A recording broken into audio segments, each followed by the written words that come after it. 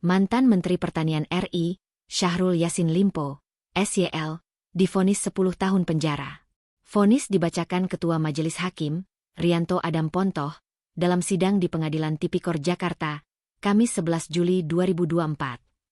Mantan Gubernur Sulsel ini terbukti bersalah, menyalahgunakan kekuasaannya, dengan meminta serta memaksa pembayaran, keperluan pribadi dan keluarganya. Ketua Majelis Hakim Rianto Adam menjatuhkan denda kepada SYL sebesar 300 juta rupiah, jika tidak dibayar, digantikan hukuman kurungan. Pantauan Tribun Timur, di salah satu rumah SYL, di Jalan Pelita Raya, Kecamatan Rapocini, Kota Makassar, tidak ada aktivitas di rumah tersebut.